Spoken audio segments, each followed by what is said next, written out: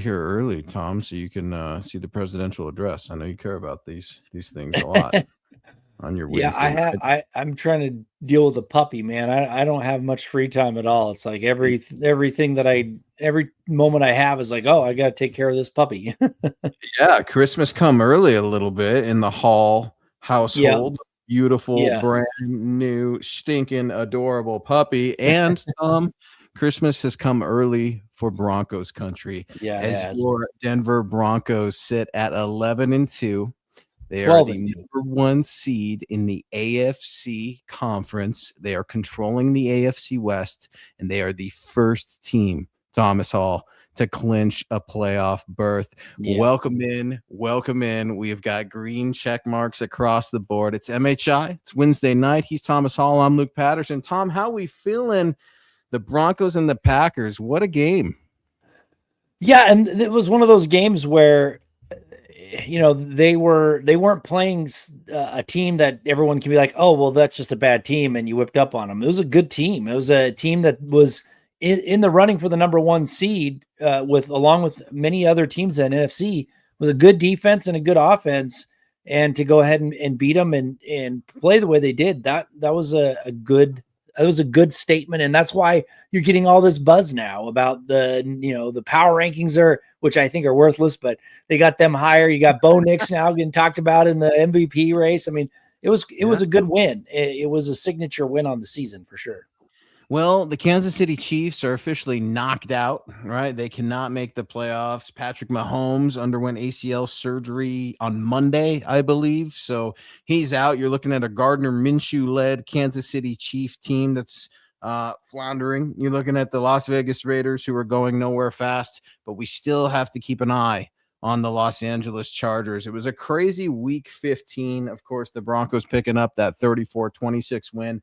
A lot of storylines coming out of that game that are going to affect not only the postseason, but specifically this Sunday, Jacksonville Jaguars. What are we talking about? We're talking about the injury report. Everybody wants to know what's going on in the defensive backfield with Brandon Jones, what's going on in the offensive backfield with RJ Harvey. We're going to let everybody know what's going on with your Broncos starters as we prep you for the Jacksonville Jaguars. But before we do, let's say what's up to our very first member of Broncos country in the show tonight, Jordan Lewis, 7. I love it. Speaking of 7, some spilled tea, right? I heard some rumors out there that the new Elway documentary is absolutely amazing. It comes out this Monday. I know Jordan Lewis will be watching it over on Netflix.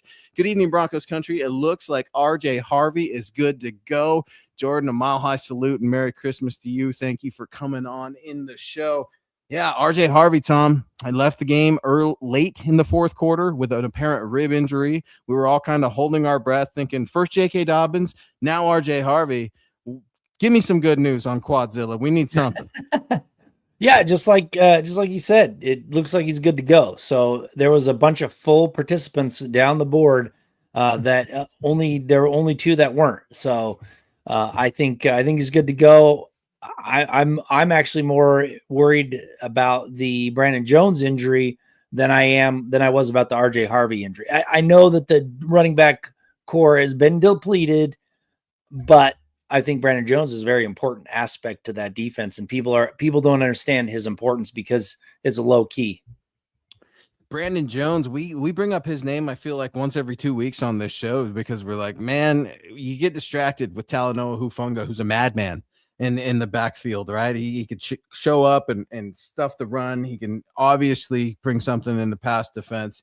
What do you make of Talanoa Hufanga real quick? And I'm specifically asking about the Packers game. I don't know if you saw it, Tom. I know social media is crazy these days, but a bunch of Packers fans are out there clamoring for Talanoa Hufanga to get suspended. He kind of pushed off of Jordan Love when getting off of him on the sideline. Doesn't appear to be a dirty player to me. If anything, I see him helping guys up during games who are usually the opposition. I don't know if you saw this play. He's obviously not going to be suspended. It's Wednesday, December 17th. Something would have happened by now. What do you make of the notion, at least from the cheeseheads, that Talanoa Hufanga did Jordan Love dirty? Well, when you lose, you like to lash out about everything, So it's one of those things where they got to pick something to lash out about, and there was a few things that they could, and that was one of them. Hufanga is not, I mean, he's out there playing with his hair on fire, so to speak, but he has not been a dirty player. He's not doing anything dirty. Pushing off on somebody, whoop-de-doo. It's, I don't think I see many injuries where they kind of push up as they're getting off of them in the, on the ground. It's a nothing thing, but like I said, the Packers fans are hurting. They thought it was going to be an easy win for them. They got spanked, and they're all upset about it. I was talking all kinds of smack on ESPN Sioux Falls last Friday, right? Packers country up there. And I'm like, I'm telling you, this team is for real. And when you look at what happened to Jordan Love, it's not just me. Broncos country knows. The NFL's starting to take note now, too.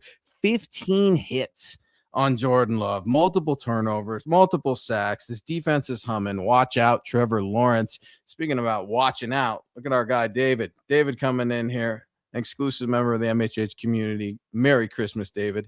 And Merry Christmas, Broncos country. 14-3. Tom, talk to me about the Broncos 11-2 record as you're looking at hosting the Jacksonville Jaguars on Sunday.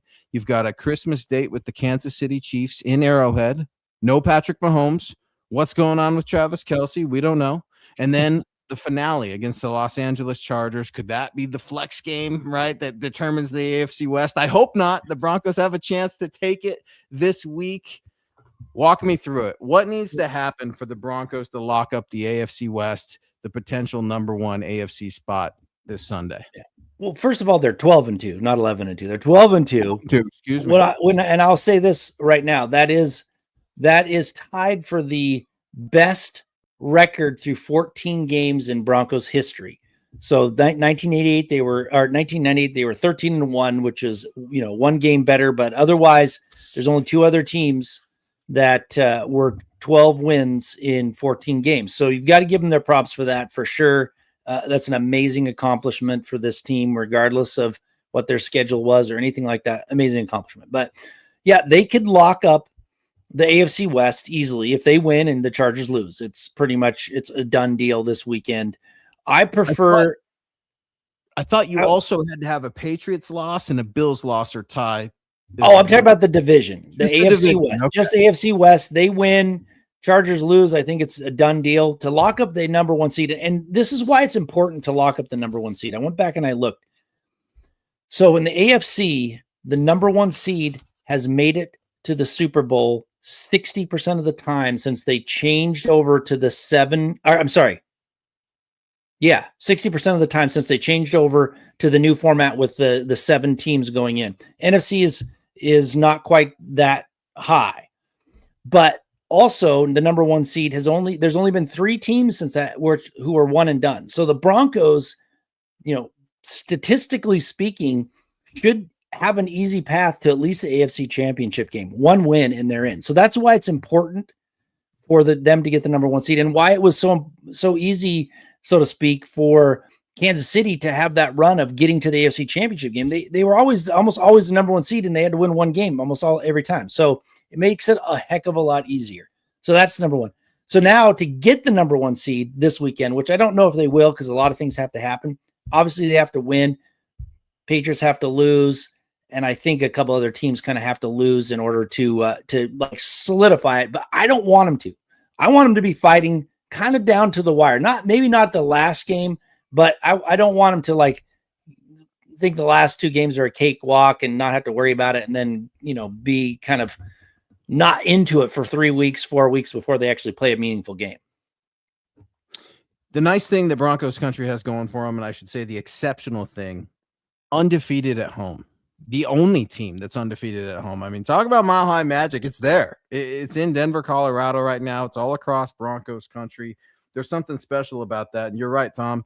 This is consecutive home games for the Broncos, who are welcoming a Jacksonville Jaguars team to Denver this Sunday. They're 7-0 this year in Denver, Colorado. They're unsatisfied, and that means something to me. They do not look content with where they're at. They look like they're foaming at the mouth and just checking things off the big board, man. Absolutely love it. I think that you listen to the players, you listen to Sean Payton after the game, you watch some of the penalties. It was so loud there that Sean's spitting into the microphone that we're having problems with the play calling. And by the way, Sean, can we clean that up on the first series, Tom? I know it's got to drive you nuts too. You could see Bo saying, "Give me the play." I wish he would curse and we'd be able to catch the effing word on there too, I'm sure. But it's driving me nuts, man, that this Broncos team, they're starting better, but some of these little things, the play calling, whatnot, it's driving me nuts, Tom, and I'm having a hard time getting over it. Well, yeah, I mean that's the thing that can come back to haunt you if you're having penalties or you're not in it mentally. You can have a talented team, which they are, but if you're not doing all of the things right when you're in the playoffs, that's a formula for a loss, an unexpected loss. Just like back in 1996, probably one of the best teams that the Broncos have fielded that didn't make it to the Super Bowl for sure. They just weren't in it mentally, and the Jags came in back and came in and beat them. And so you can't take anything for granted. You have to be on in the playoffs. It's a 1-game deal. You've got to make sure you're there mentally. So for me, you're saying those things and that's what worries me is that they've got to make sure that mental game is there because they have the defensive talent to make it. Their offense is starting to click. I mean, there's a couple injuries that worry me, but otherwise they're relatively healthy. This should be a good run in the playoffs if they get that mental side of it solidified. They don't commit these dumb errors, and they should be able to make some noise in the playoffs for sure. Well, and listen, it was just last week that the Broncos made history as the first home underdog amid a 10-game win streak plus at home and 10-game win streak in general. Something tells me the Broncos will not be an underdog this Sunday against the Jacksonville Jaguars. And guys, speaking of underdogs, football season, well, it's in full swing. Underdog is the best place to get in on all the action. Are you ready to get off the bench and into the game? Well, just head on over to Underdog. Whether you're into basketball, football, hockey, or any sport in between, Underdog is the best place to get in on all the action all season long. That's right. Playing on Underdog is easy. Just pick whether your favorite players will go higher or lower on stats like rushing yards, receptions, touchdowns, whatever you want. Get your picks right, and you can win up to 5,000 times your cash. Listen, guys, I have a ton of fun playing on Underdog and winning money while watching football. That's just it. Download the Underdog app today. Sign up with the promo code MHuddle to score $75 in bonus entries when you play your very first $5. That's promo code MHuddle. Millions of fans have already won billions making picks on Underdog. Will you be next? Be 18 plus, 19 plus in Alabama and Nebraska, 19 plus in Colorado for some games, 21 plus in Arizona, Massachusetts, and Virginia, and present in a state where Underdog Fantasy operates. Terms apply. See assets.underdogfantasy.com/web/play and get terms _DFS_.html for details. Offer not valid in Maryland, Michigan, New Jersey, Ohio, and Pennsylvania. Concerned with your play? Call 1-800-GAMBLER or visit ncpgambling.org. In New York, call the 24/7 HOPE line at 1-877-8-HOPE-NY or text HOPE-NY 467-369. Boom. Broncos country. He is Thomas Hall. I'm Luke Patterson. Scott Kennedy rocking with us as always on the ones and twos. And we are prepping you for the Broncos and the Jacksonville Jaguars. Still getting over some Packers leftovers, if you will. But what a fun time to be a member of Broncos country right now, man. I cannot wait. 12-2, your Denver Broncos. The Jacksonville Jaguars, as you know, Tom, have a little bit of history with the Denver Broncos. I'm hoping that the Broncos aren't overlooking the Jags. I've got my keys to victory coming out tomorrow at milehighhuddle.com. I took a bit of a dive into Jacksonville, as we always do on this show. And Jacksonville's feeling themselves right now, Tom. They are. They had a career day. Who are they? Of course, I'm talking about the star quarterback, Trevor Lawrence, and Travis Etienne. 5 passing touchdowns for Trevor Lawrence, 1 rushing touchdown, 6 total touchdowns, albeit against the Jets, Tom, in Florida, a home Jacksonville game. Travis Etienne, 3 receptions, 3 receiving touchdowns, not a lot of rushing yards. They whooped up on the Jets. What do you make of this Jacksonville Jaguars team? I see improvements, but I see tons of vulnerabilities. Jacksonville needs to realize that they will not be playing the Jets this Sunday, and they damn sure will not be playing in Florida. Yeah, and one thing that people don't talk about is that they have a pretty solid defense. It's not as dynamic, I wouldn't say, as the Broncos when it comes to the pass rush and things like that, but they've got a solid defense. I mean, Yep. if you look at this on paper, they're pretty similar to the Broncos. They are productive enough on offense. They got a really solid defense. Again, I think like the Green Bay Packer game, what I said, it's going to come down to special teams and turnovers. If the Broncos can beat the Jaguars in the turnover margin, they should be able to win this game. Now, if the Jacksonville Jaguars, who have have more takeaways than the Broncos need to get more. They're at the bottom of the NFL. If they get more, then they probably can come away with a win. So I think it definitely comes down to turnovers in this game because they're pretty evenly matched. Even though I think the Broncos offense is starting to peak at the right time, more so than maybe the Jacksonville Jaguars offenses. Well, you're right about the Jags defense. They've got the number one defense against the run, only allowing 86 yards per game. I'll take you through it at milehighhuddle.com tomorrow. A very formidable defense. And when you look at the Broncos offense, we have to remember, I bring it up on the show every week. Denver used to have a top 10 rushing offense for a third of the season. And all of a sudden, Sean goes away from it. All of a sudden, J.K. Dobbins gets hurt. R.J. Harvey, what's it look like with that rib injury? Well, the good news is, despite R.J. Harvey leaving the Packers game late in the fourth quarter, he was on the injury report as expected today, but he was a full participant with a rib. Right? And these rookies don't need rest days. They don't have anything to rest about. Sean Payton had him out there. Say, your rib's fine. Put on a rib protector and don't fumble anymore. That's what happened today at practice. Trust me on it. But no, Tom, you alluded to this earlier. The practice report looks pretty good for the Denver Broncos when you go through it. Of course, R.J. Harvey was a full participant with ribs. Pat Bryant, full participant, hamstring. Mike McGlinchey's dealing with a neck thing, practiced in full. Marvin Mims Jr., biceps full. Kareem Reed, inside linebacker, hamstring full. Luke Wattenberg, ankle full. And Ben Powers, right? Last Wednesday, we talked about the 21-day practice window opening for Big Ben Powers with those biceps injuries. He was limited. Your only Bronco that did not practice, Justin Strnad. You cannot ask for a better injury report despite Brandon Jones going on IR. I'm not trying to gloss over that, Tom, and we'll get into it. But as we sit here, Wednesday, December 17th, happy birthday, Mom. The Denver Broncos look healthy, and that is something to be grateful for. Yeah, absolutely. I mean, and really, even if you look at their injury report or injured reserve, they're still relatively healthy. A couple starters on it, but I mean, they're getting one back, and Ben Powers. I'd like to see him start to be more than a limited participant. I think they need to get him into this game, hopefully this weekend. I think he's a better player than Palczewski, even though Palczewski's, my guy. I think they need to get him worked back in. And it's looking good. But again, the Brandon Jones injury, I think, is more impactful than people are making it out to be. Well, and let's get into it. Formula Salty Thunder, very active in the chat tonight. Love the handle, by the way. Merry Christmas and go Broncos. Justin Simmons, maybe? No, I don't think so. Not because I'm saying no, but because Sean Payton's kind of doubling down on PJ Locke. You can read about it over at milehighhuddle.com. I think Chad's got an article up, or Zach right now as we speak. Was checking it out a little bit earlier today. It's easy for the fan base that just loves Justin, right? Come on, Justin, come on board. I don't think they're going that way. PJ Locke, we have to remember, had a lot of back injuries, and I'll take you through it in my article, My Keys to Victory. I got you covered about Brandon Jones and what it means for the secondary. It'll come out tomorrow on milehighhuddle.com. The thing about it is PJ Locke, Vance Joseph trusts him. Sean Payton's riding with him. He's been a special teams, I don't want to call ace, but a contributor. He stepped into the fourth quarter, played quite well.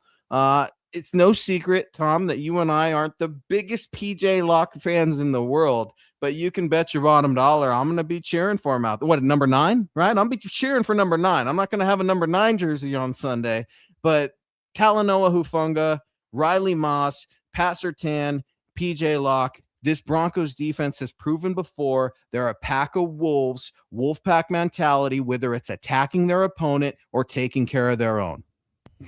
Yeah, I mean, it's a downgrade without I'm not trying to disrespect PJ Locke, but it is a downgrade from Brandon Jones. Come on, Brandon Tom. Jones, I'm trying to get us all hyped up. You're like, he sucks. well, I'm not done. I'm Yeah. not done yet. I'm not done yet.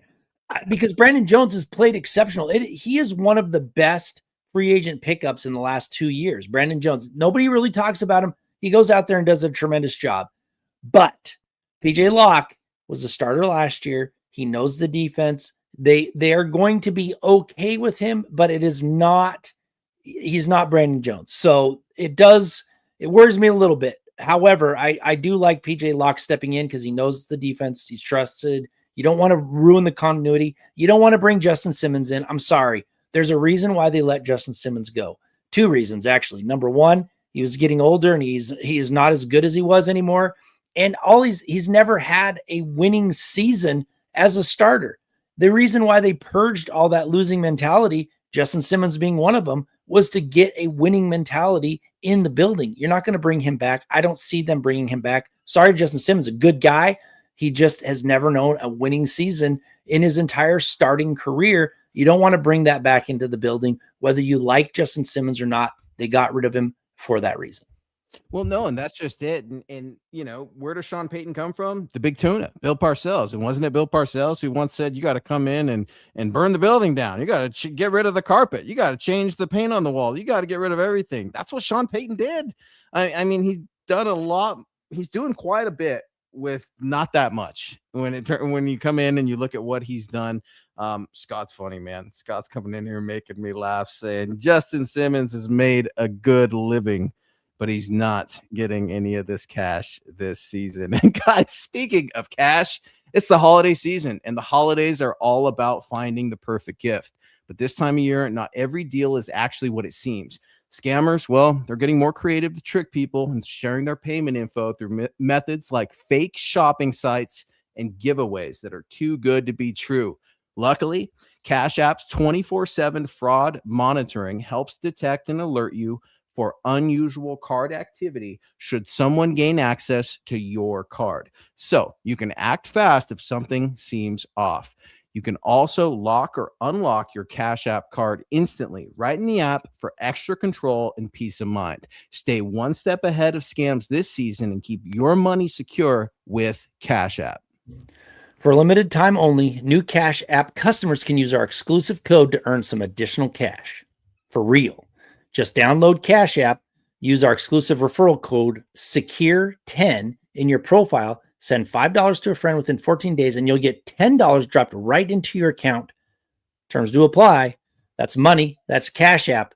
Cash App is a financial services program, not a bank. Banking services provided by Cash App's bank partners. Prepaid debit cards issued by Sutton Bank, member FDIC. Promotions provided by Cash App, a Block Incorporated brand. Visit cash.app/legal/podcast for full disclosures. Boom, boom, boom. Broncos country. It's Wednesday night. He's Thomas Hall. I'm Luke Patterson. We're taking you through it here on MHI, where you can catch us every Wednesday at 6 p.m. Mountain. And was our guy David getting in here and getting after you? I absolutely love it. I couldn't let this go. Thomas, you can't blame Justin Simmons because the Broncos didn't have a winning season with him. And David, I absolutely love this comment. And here's the thing, man. Broncos country is the best fan base in all of the NFL. They are extremely loyal, and sometimes just a little bit too loyal, if there is such a thing. That's not to say that Justin Simmons, David, didn't do good things as a Bronco, won't ever have his place in Broncos history. He will be beloved among Broncos country, I think, for the rest of his days. Why wouldn't he be? Unless he became a Raider or, a Chief or a Charger. And even then we forgive. We remember Chris Harris Jr. going to LA, right? We try not to, but we still remember. We claim him as one of our own. I think Thomas's point, and I would love to just piggyback off of it for a little bit. Sooner or later, you just need to start over, and you got to have fresh guys in. And sometimes there are casualties to that. And I know you see Brandon McManus still out there kicking. I know we see Matt Prater still out there kicking. But I ask you, Broncos country, do you have to absolutely have either of those two kickers just because they hold a special place in your heart or Broncos history? I don't. I don't need it. I let go of my Trevor Siemian love long ago, Tom, because there were bigger and better things on the horizon, like Bo Chapman Knicks. Yeah, and I have nothing against Justin Simmons. In fact, in my top 100 Broncos of all time, he made it, and he was I think, in the 70s, if I remember correctly. So I like Justin Simmons as a player. But again, the whole concept, that the thing that I like about Sean Payton, and I have disagreements with him, he changed the culture of this franchise because it was losing, and that's all it knew. And it took some hard decisions in order to do that. And one of them was getting rid of Justin Simmons. Now, could he have stayed and possibly been part of this turnaround? Sure. But he was aging. He wasn't the player he was. And it was time to actually cut bait. You don't want to bring him back in when you don't actually need to.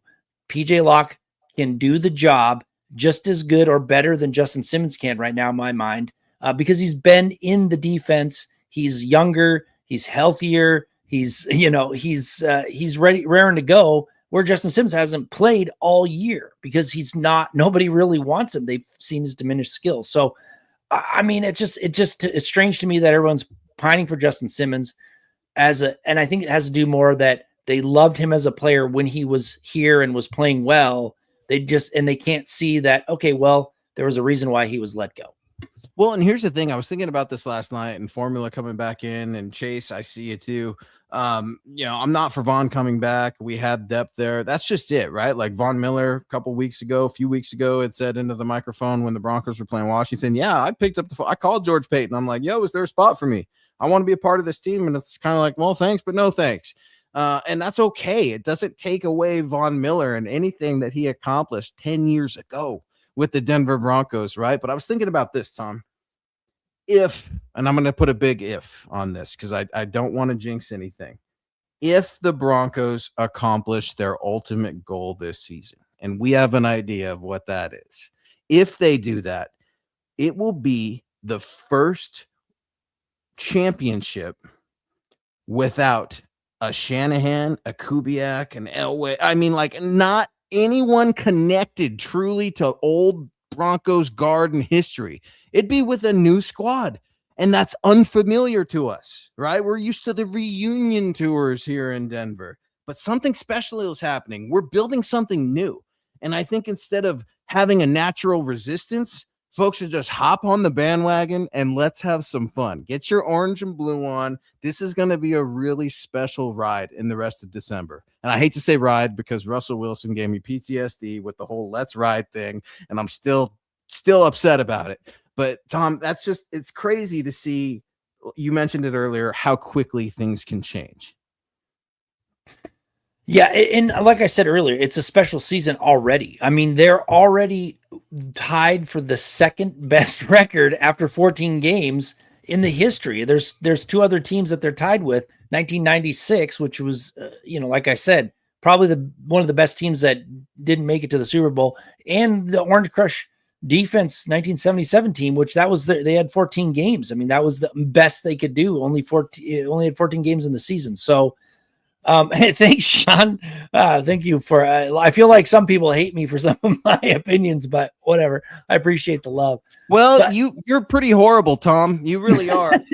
You told me you and the rest of the world, you were out on Sean Payton weeks ago, and that's been bothering me. And if you'd like to apologize, you certainly can. I'm sure Sean would love it, but you're not keeping him up at night. And that's the thing, man. This is sports. We're supposed to be able to disagree. I miss on things all the time, and it's fun to poke fun of yourselves. And holy cow, man, Chris Hernandez. It's been a minute, Chris.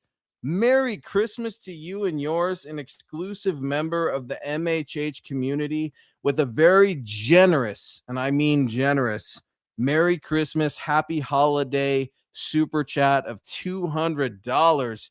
Happy holidays, fellas, and go Broncos. Hashtag click those little thumbs up, orange and blue. Chris, it's so good to see you, man. Thank you so much for all of the generous support. Merry Christmas to you and yours. And as always, thank you for your service. Yeah, thank you so much. I've never seen that happen before, so I really appreciate that. Thank you so much for the support.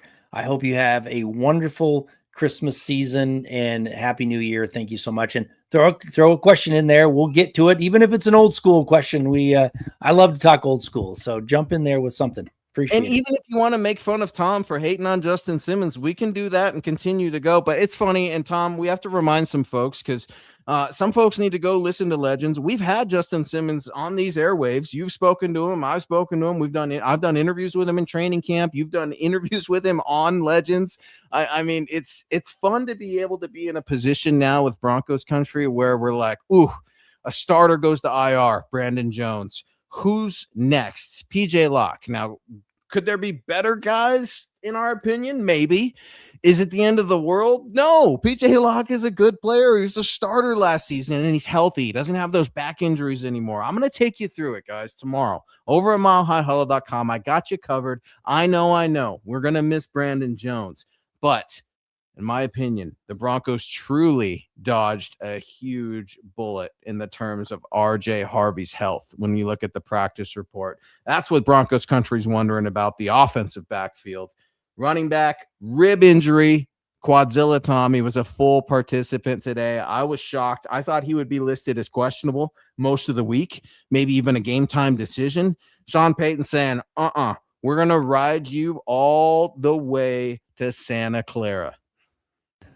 Well, yeah, I mean, they need him badly because what's behind him is not very good, in my opinion. So, I mean, RJ Harvey, once J.K. Dobbins went down, it was RJ Harvey needing to step up big time because I like McLaughlin. I'm okay. I'm lukewarm on Bidet, but they're not a back that can carry the load for you. RJ Harvey is the only guy that they have right now that can carry the load.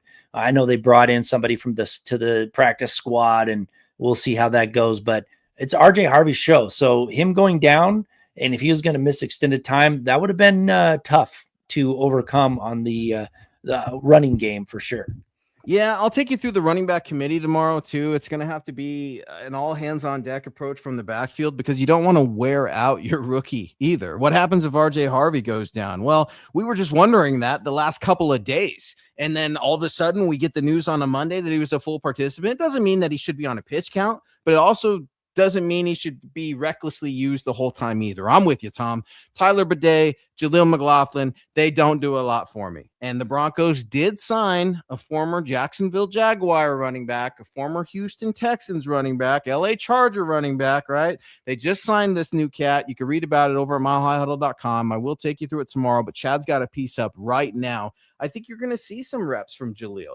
Remember, Jaleel's the only other Bronco not named Quadzilla that has one touchdown. Tyler Bidet doesn't. Tyler Bidet has played in one additional game, but not bringing a lot to the party. Then again, you look at Michael Bandy last week, Tom, Lil Jordan Humphrey. I mean, all of a sudden, these unsuspecting targets in the passing game are going to help Bo Nix earn a weekly award, which we're about to get into in just a little bit. I mean, if we can find unlikely players to tote the rock and get into the end zone on the passing game, can't we do it running the football?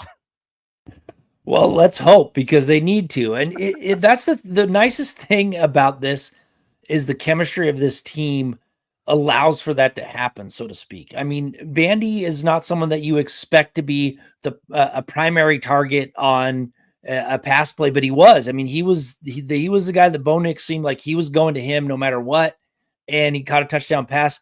That's the chemistry that has been built on this team. It's like they don't care who it is. There's no egos. It's we're going to go out there and win. And I know that I've given Sean Payton a lot of crap, but I've never given him any crap about how he's built this team and how he's changed the culture because he has. And I give him props on that every time I talk about it. So that was Sean Payton's doing. They brought in the right people, and those players have taken that to a much higher degree. So I'm all for it. I just worry that you lose somebody. The talent it's a downgrade in talent. That's just the way it is. There's no other way. And when play calling is already went away from the run with RJ Harvey, all of a sudden that's going to increase with Tyler Bidet and Jaleel McLaughlin. It doesn't seem likely. And I think that's what you're getting at, especially when you look at it objectively, right? We try to do that on this show as much as we can without me being too ornery because I get ornery. And then I get upset, and then I start yelling at Tom on the microphone. David Yonke coming in at $4.99, generous super chat. Thank you, David, an exclusive member of the MHH community, always active on Wednesday nights, man, and always tuning in. Sean Payton has turned this franchise around in 3 years, only one losing season. I say coach of the year. Yeah, I try not to put too much stock into these awards, right? And then the Broncos win them and I'm falling all over myself, right? I don't want to end up getting hurt in case the Broncos don't get any love, but this is something I hadn't considered.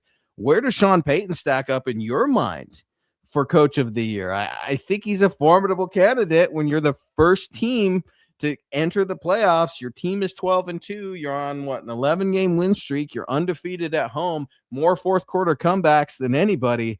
Need I say more? David's onto something.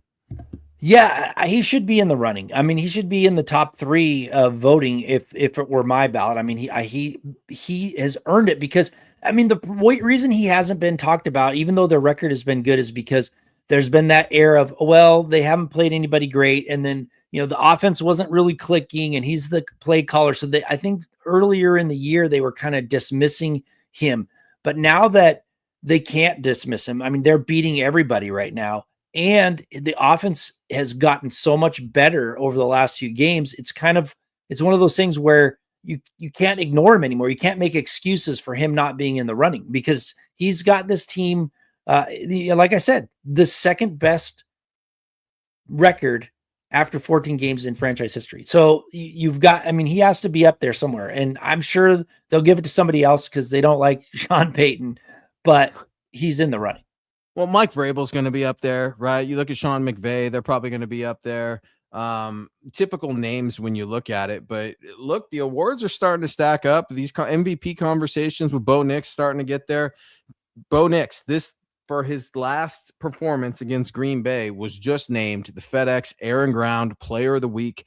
4 touchdowns against the Green Bay Packers, 302 yards passing, a completion rate of 67.6%. Wow. What can you say about Bo Nix against the Packers? I would first off just tell people, in my opinion, timing is everything in the NFL, not just with plays, but peaking. I think the Broncos are starting to peak, at least the offense, at the right time. The defense has been there all season, and they're not going anywhere. I will stand by the fact I think this is a Wolfpack mentality with this Broncos defense, and it truly is next man up. They have each other's back, and I don't think you're going to see a huge drop-off between Brandon Jones and P.J. Locke. Now, maybe more opportunities for interceptions, right? Tom, you talked about it. Everybody's humming over Riley Moss and Pat Surtain both getting interceptions against Jordan Love, as they should be. But when you look at where the Broncos stand, as you've mentioned, Tom, with turnovers, it's bad. With interceptions, it's even worse. The second worst interception rate, the Denver Broncos. Things have to change. And David Yonkin coming right back around, man. Another $4.99. Thank you, David. Very, very generous. Merry Christmas. Sean won't win coach of the year because the league and Thomas don't like him. I just got done saying he should be in the running. I mean, I have my differences with him, but I'm not going to deny his ability to turn this franchise around and get him winning.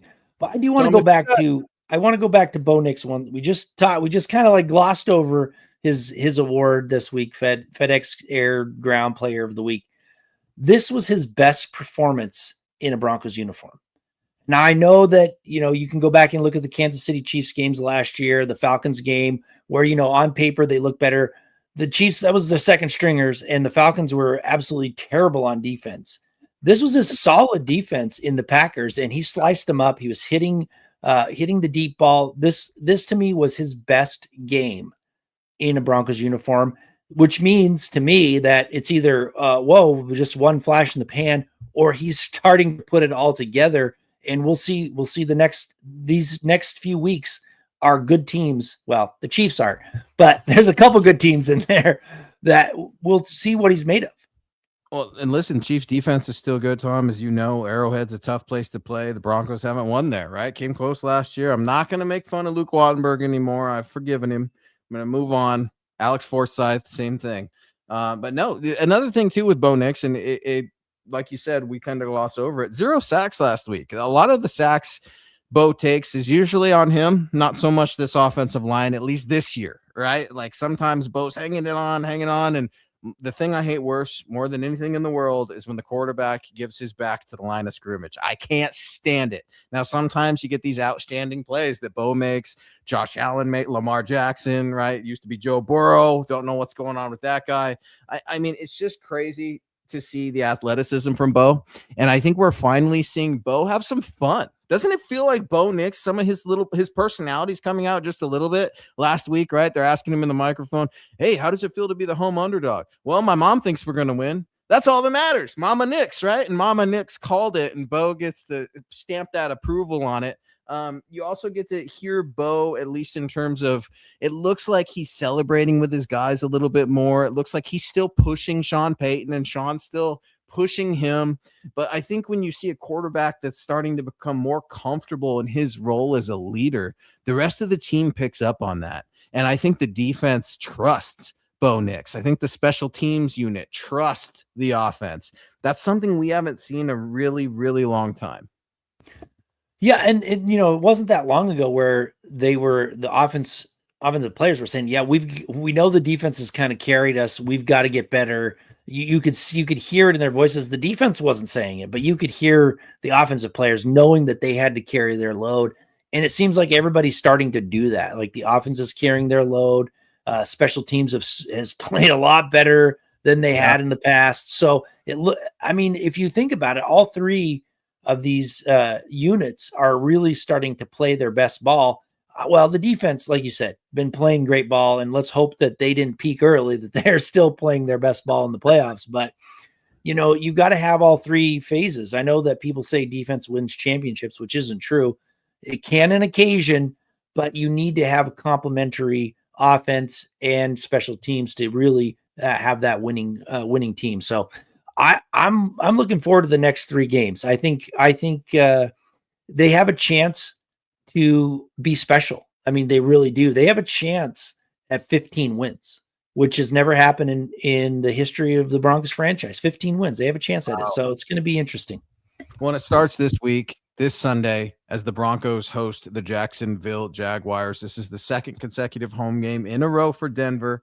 It's going to be a lot of fun. I believe beautiful weather in the Mile High City for this one too. Maybe a little windy, so we'll have to see how that pans out. But let's go behind enemy lines as Keith weighs in over on Facebook. I am so ready for this week. Go Broncos from Duval. Can't wait to talk my smack in Jacksonville. That's right, Keith. Rep that orange and get after them in Jacksonville. I don't know, man. It's cool how each fan base has their own thing, and I'm not trying to be mean to Jags fans. I'm really not, but the whole go Duval, I don't get it. It does nothing for me. Maybe it quite literally is a Jacksonville thing, but I have no idea what it is. I don't. Yeah, I have no idea what that means. Go get him, Keith. Raise some hell. Wear that orange and get after it. It should be a fun matchup. I don't think it's going to be a blowout by any means. Sometimes I'm hoping for the blowout, and just for a third time this season, it would be nice. The Broncos haven't had a lot of those, just two off the top of my head. But that's another aspect of this team too. Sean Payton talked about, and I at least wanted to ask you, Tom. When you get a Jacksonville Jaguars team that is coming into Denver, Colorado with a 5-game win streak, they have a lot to play for too. They've got a 1-game lead in the AFC South over the Houston Texans, and Denver's 2-1 this season against the AFC South. Obviously, they lost to the Indianapolis Colts, who, by the way, have slid to third place, Tom, in the AFC South. Phillip Rivers got close, but no cigar out there last week. What do you make of this Jags team? They got to be feeling pretty good coming in here on a 5-game win streak. But when I hear Sean Payton spit into the microphone last Sunday saying, we're comfortable in uncomfortable situations, I had no idea which team was winning at half because it was that close. I knew it was about 2 or 3 points. I mean, that to me showed Broncos know that they're in a fight and they're not getting caught staring at the scoreboard. It means nothing to them until the fourth quarter. Yeah, and I'll just say I think the Jaguars need to be worried about the Houston Texans because the Houston Texans have a chance to overtake them and actually be pretty solid in the playoffs from my mind. So Jacksonville needs this win, and they know it, because if they falter at all, the Texans are going to bump them out of that division lead. So I think the Jacksonville Jaguars know that they're going to come to Denver and they've got to play a great game in order to come out and win this thing. And I don't think they're looking past anything on the schedule, but this is the game for them. If they can come in and beat the Broncos, that's going to be a huge kind of, this is our, we can do this moment. But I'm not counting on them doing it. I mean, the Broncos are a good team and they're a good team at home. So I think the Broncos are going to beat them. I think the Broncos are going to win the next two.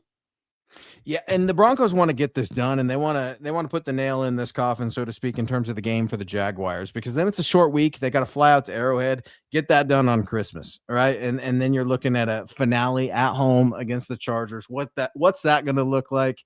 Hard to say. Wanted to say Merry Christmas to Mike Ronquillo, an exclusive member of the MHH community and good friend of the show, is always supporting us. And he weighs in saying, guys, I won the household as the Denver Broncos, beating my twin brother, Matthew. His NFL team is the Green Bay Packers. Mike, I had no idea you're a twin, man. That's super awesome. Please rub it in Matthew's face even more in case he forgot. Tom, I wanted to ask you about this, and Mike, you can ask Matthew. I don't know if you knew this, but Bo Nix is the reason Micah Parsons blew out his ACL. Yeah, I heard that. That a certain sportscaster who, for some reason, absolutely hates the Denver Broncos. He's a moron in general. Blaming. Well, isn't he the guy that came to Denver and almost died because the altitude and the Steelers cell kind of thing? I think that was him. Right? I feel like we're talking about Voldemort right now. Like, he shall not be named, and we just don't want to give any love because we're immature. Yeah. But Mike, you got it. Yeah, no, it was it's pathetic. I mean, you know what? Maybe I'm not as popular as some of these other sportscasters out there, but I'm not going to say something that stupid. I mean, I got to say, I'm not going to be that stupid just for clicks. I will say this, though. I've been waiting all show to say this, and I'm going to say it right now. The Broncos are going to waltz into Kansas City on Christmas and beat the pants off of them. I think the Kansas City Chiefs are giving up. You can tell they're done. Mahomes is out. Kelsey's ready to retire. I think they're done. I think that they're ready to pack their bags. I think they're going to walk through them pretty easily in Kansas City, which will wrap up the number 1 seed. And they probably won't. They'll probably lose the Chargers game because they probably won't play their starters the whole game. Well, and listen, the Kansas City Chiefs defense will be excellent preparation for the Broncos in the postseason as well, right? Because they're a formidable threat. Obviously, you're thinking that the Denver defense is going to get after Gardner Minshew as they should, but I want to see him get after Trevor Lawrence first. I've never been a Trevor Lawrence guy, just full disclosure. Never really bought into the hype at Clemson. Same with Travis Etienne. It is what it is. They're nice enough players for me, but I don't see enough to trust Trevor Lawrence. And he's gone turnover free, I think, in 2 or 3 of the last games, and it helps with their 5-game win streak. The O-line has kept him upright for the last couple weeks, I believe, too. I'll take you through that tomorrow at MHH.com. But I don't trust him. He's turnover prone. He makes silly decisions all the time. He's going to need a lot more than Travis Etienne. And, I'm bummed we're not going to see Travis Hunter. Obviously, right? That was supposed to be kind of his big return to Denver. At least that's what I said in training camp when the schedule came out. I'm like, oh, it'll be cool to have Travis come home. I don't care about any of that. I will see my guy, Andrew Wingard. He's a special teams ace and defensive captain out of the University of Wyoming. He'll be in the defensive backfield for the Jags. Like watching him play a lot. Got to scout him up at UW. But no, man, the Broncos need to take care of this thing. And I know you're ready to move on to Kansas City. I think mentally I am too. But I think I'm so locked into this Jags team because these games are so close, Tom. Every single week, the Broncos cannot make it easy on us. But ultimately, it's helped them. It's helped their character. And I think that they're going to understand what it feels like if they happen to be down a score or 2 scores at home. They're going to understand what it feels like to have to come back in the second half or, God forbid, the fourth quarter. These are teaching moments. These are surviving moments, and these are winning moments that other teams just don't have namely the New England Patriots. I watched that game. I watched the whole thing, Patriots and Bills, and to watch the Patriots just give up like that, it felt a lot to me like the 2024 season with the Broncos, where you could tell they were getting close. But I've said this whole year, Tom, New England is 1 year away from where Denver is now. Yeah, I totally agree. I totally agree with everything you said. I'm not looking forward. I just wanted to get that plug in because I can't stand the Chiefs, and I'm glad that they are out of the playoffs already. But no, I mean, I think what you said, the Broncos have their sack numbers have started to kind of slow down. They were on pace to blow the record out. Now they probably aren't going to. They still have a chance to take that sack record, but also they're still getting after the quarterback.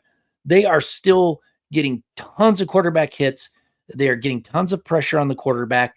And that is where I see Trevor Lawrence start making the mistakes, right? Mm-hmm. When he's got a clean pocket, yeah, he can throw the ball like anybody. But when he starts getting hit and harassed, that's where you're going to see some turnovers. So I think the Broncos, if they can force him into a couple bad situations, then they're going to win this game pretty easily. No, you're exactly right, Tom. 58 total sacks in 13 games played. And then when I went back and looked at it for my article tomorrow, it was pretty interesting. The wealth has been shared and it's been generated on that Broncos defense. 16 players on the roster with at least half a sack, man. I mean, they come at you in waves. I see Broncos country in here in the comments. I'm not just going to let it go. Jonah Ellis has been tremendous in his own right. DJ Jones, welcome back. We talk about John Franklin Myers all the time. Your guy, Wuzurike. I mean, the depth on this defense has been awesome. And Alex Singleton, I got to say, I'm respecting his play more and more each week. Dre Greenlaw, I wanted to be mad at Dre Greenlaw last week, Tom, because I thought he was starting the fights before the Packers game, and maybe he was, right? Hard to say, but it seemed to me, I don't know if you got to see it, but it seemed to me when CBS reviewed the footage, right, and they're trying to get you all ready and hyped for Broncos versus Packers, right, as soon as the clock hits and it's time for the game, Alex Singleton was warming up with another linebacker, and it looked like a Packer just kind of ran through him. And it's childish stuff that happens in high school, happens in college, right? Guys want to see what they're going to get away with.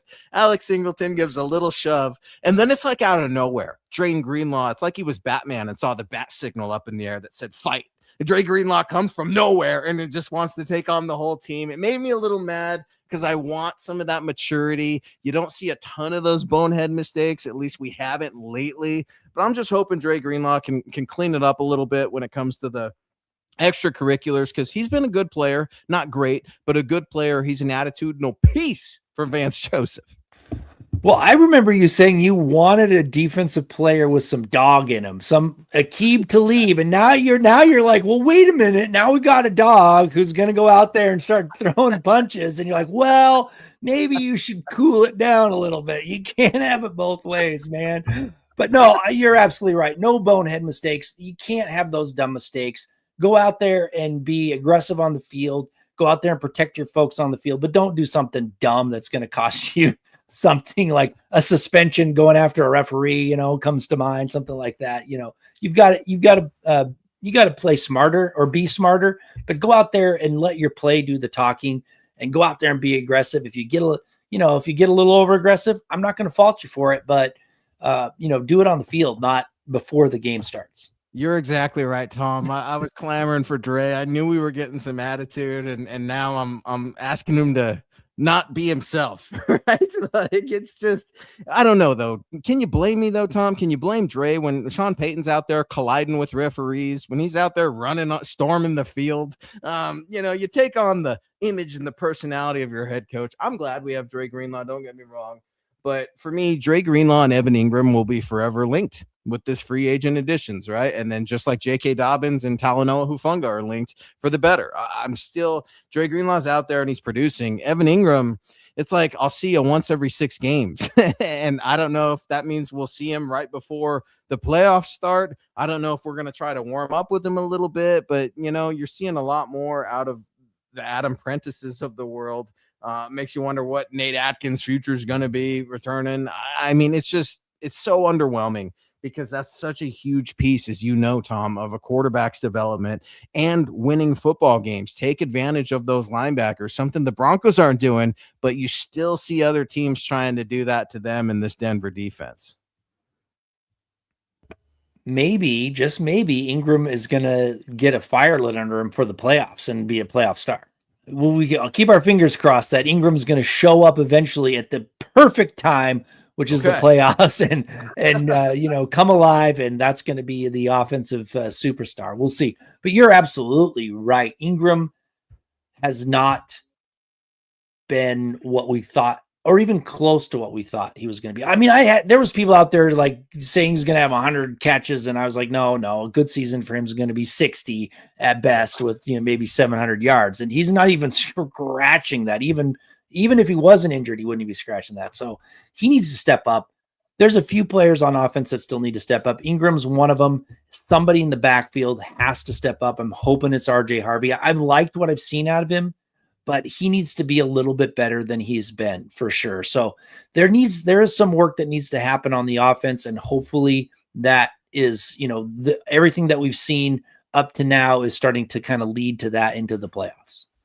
Well, I don't know, man. I just feel like the Broncos tight end room is haunted. It's haunted. That's the only possible explanation for it, Tom. Julius Thomas, the last great Broncos receiving tight end that I can think of, and the guy's working in clinical psychology now. That's how long it's been. Julius Thomas has had time to win be a part of Super Bowl 50, get out of football, play for other teams, get out of football, go back to school, and now be working in clinical psychology. That's how long it's been. He wasn't even a part of Super Bowl 50. He was gone from he was in Jacksonville before Super Bowl 50. He left early. They had longer. They had a hodgepodge of like Vernon Davis and Owen Daniels kind of being there. They had the Ravens old tight end, Gary Kubiak's old guy. They had Owen Daniels. Yeah. So they did not have a great tight end room in their offense wasn't even very good. So it was all the defense that won that championship. That's a few times where the defense has drug a terrible offense to the championship. That was one of them. No, you're right. And Mike the Ronk weighing in, letting us know it was a good thing Pat Bryant was back at practice today. Yeah, Pat Bryant in the injury report listed with that hamstring, but was a full. You look at the RJ Harvey news of the day, full participant with those ribs. The only member of the Broncos that did not practice was Justin Sternad, inside linebacker, with a foot. You compare that to what the Jags are dealing with. This is kind of the weekly trend here in Denver, right? I mean, the injury report looks pretty good for Denver and usually pretty poor for the opponents. They had 3 guys on 2 defensive ends and 1 running back not practice for the Jags. So pretty clean injury report. If you're a member of Broncos country, you're obviously still frustrated and worried about Brandon Jones going to IR on Monday, but you did dodge a little bit of a bullet with the rib injury with RJ Harvey. Makes me feel good. I'll take you through it tomorrow at milehighhuddle.com. We are up against it, guys. Final couple of minutes. Get those predictions in as the Broncos welcome the Jacksonville Jaguars in.